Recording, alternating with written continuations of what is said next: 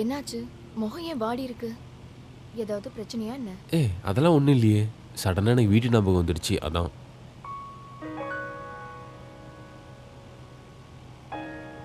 சாப்பாடுலாம் ரெடி பண்ணி வச்சுருக்கேன். நல்ல புள்ளியை எடுத்து சாப்பிட்றணும் என்ன? நான் போயிட்டு வரேன். பாய்.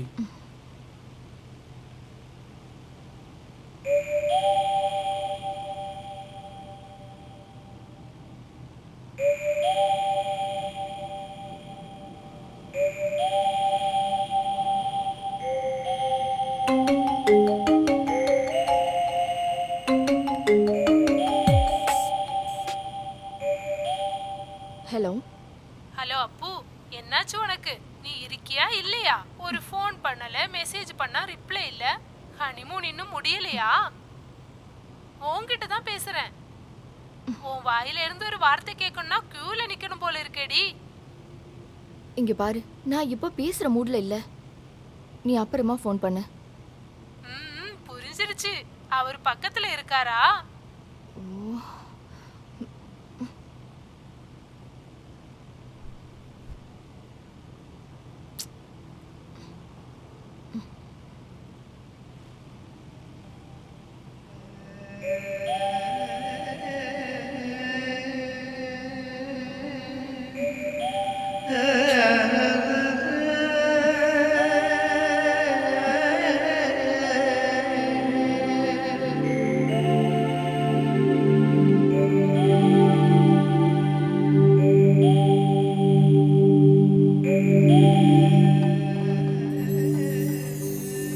என்னோட உடம்பு எப்பவுமே சூடாவே இருக்கு.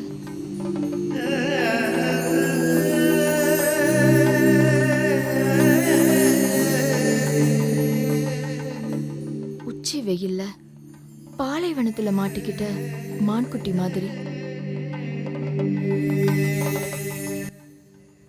எப்போதும் சோர்வு, நாக்கெல்லாம் சுத்தமா வறண்டு போன மாதிரி, பார்க்குற எதுலையுமே வண்ணங்களே இல்லாத மாதிரி.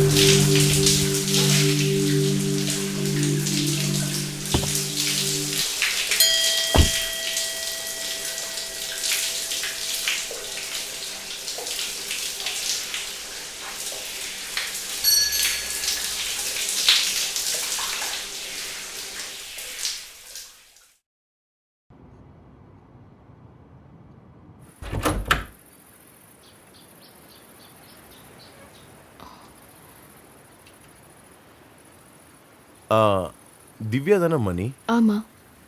என் பேரு மாதவன். ஓ. லாலுக்கு நான் மாமா முறையாவமா? அப்படியா? சாரிங்க. இங்க காத்தடிச்சா மணி தன்னால ஆடும். ஓ. சத்தம் கேட்டதும் காத்துல தான் ஆடுதுன்னு நினைச்சிட்டேன். இந்த வீடு நல்லா இருக்கே. இது சொந்த வீடு தானே? இல்ல, இதோட ஓனர் வெளியில இருக்காரு. இது லாலுவோட ஃப்ரெண்ட் ரெடி பண்ணி கொடுத்தாரு. நல்லா இருக்கு, நல்லா இருக்கு. அங்கிள் உள்ள வாங்க, நம்ம உள்ள உட்காந்து பேசலாம்.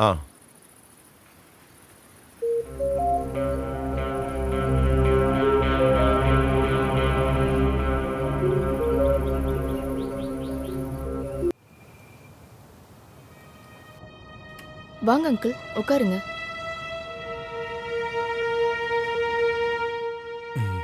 உங்களுக்கு குடிக்க டீயா காஃபியா? இல்ல எதுவும் வேண்டாமா. குடிக்க ஒரு கிளாஸ் தண்ணி மட்டும் குடு போதும்.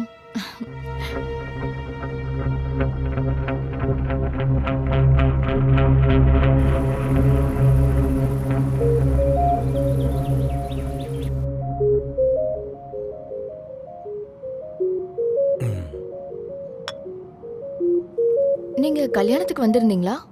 எனக்கு பார்த்த மாதிரி ஞாபகம் இல்ல. இல்லம்மா, உங்க கல்யாணத்துக்கு வர முடியல. அப்ப நான் வெளியூர்ல இருந்தேன். ஓ. ஆ, லாலு வேலைக்கு போயிருக்கானா என்ன? ஆமா அங்கிள், நான் வேணா ஃபோன் பண்றேன். இல்ல வரட்டும், ஒன்றும் அவசரம் இல்லை. அவன் இப்பயும் அந்த ரெசார்ட்ல மேனேஜரா தானே இருக்கான். ஆமா அங்கிள். நான் உன்கிட்ட சில விஷயங்கள் சொல்ல வேண்டியிருக்குமா? நான் இப்ப கால் பண்ணா கூட அவன் கால் அட்டன் பண்றதே இல்லை. ஒருவேளை அட்டன் பண்ணாலும் ஏதாவது ஒரு சாக்கு போக்கு சொல்லி போனை கட் பண்ணிடுறான். அவன் என்கிட்ட கொஞ்சம் பணம் கடனா வாங்கியிருந்தான். ₹1 2 கிடையாது, 80 லட்சம் ரூபாய் வாங்கியிருக்கான். அந்த காசை கொடுத்து நான் நல்லா மாட்டிக்கிட்டேம்மா. அவனால எனக்கு ரொம்ப பிரச்சனையா ஆயிடுச்சு. அவன் மேல எந்த தப்பு இல்லைன்னு எனக்கு நல்லாவே தெரியும். இவன் இதுக்கு முன்னாடி ஐடி ஃபீல்ட்ல இருந்தான்ல. இவனும் என் ஃப்ரெண்ட்ஸுங்கெல்லாம் சேர்ந்து ஒரு அமெரிக்கன் ஐடி கம்பெனியோட பிரான்ச்சஸ் இங்க ஆரம்பிக்கிறது தான் அவங்களோட ஐடியா. கம்பெனிக்கார வச்ச ஒரே ஒரு டிமாண்ட் என்னன்னா, ஏர்போர்ட் பக்கத்துல ஒரு 5000 ஸ்கொயர் ஃபீட்ல சொந்தமா ஒரு பில்டிங் வேணும்ட்டு. அதுக்காக தான் நான் அவனுக்கு உதவியே பண்ணேன். எனக்கு ஒரு ஷேர் ஆஃபர் பண்ணியிருந்தாங்க அவங்க. இந்த 3 மடைங்களும் சேர்ந்து அவங்களோட ஷேரை 4வது ஒருத்தன் கையில கொடுத்துட்டாங்க. அவன் ஒரு பெரிய ஃப்ராடு. காசு எடுத்துக்கிட்டு அவன் ஓடிட்டான். இப்ப இந்த 3 பேரும் தெருவில் நிக்கிறானுங்க.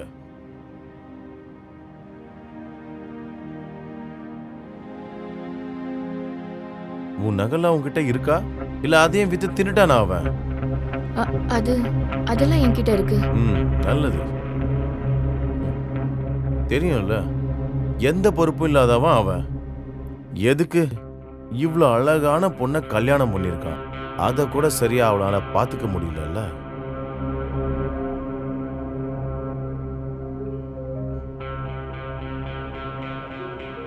உண்மையா சொல்லணும்னா அவனை பார்த்த இடத்துல வெட்டி போட்டுன்னு நினைச்சுதான் நான் இங்க வந்தேன்.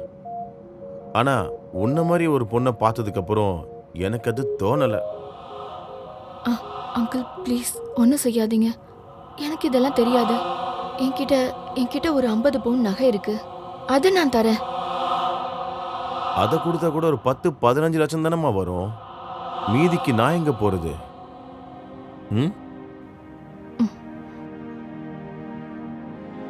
இவ்வளவு எனக்கு கொடுக்கவே எங்க வீட்டில் உள்ளவங்க ரொம்ப கஷ்டப்பட்டிருக்காங்க. எனக்கு கீழே இன்னொருத்தையும் இருக்கா. எனக்கு என்ன பண்றதுன்னு தெரியல அங்கிள்.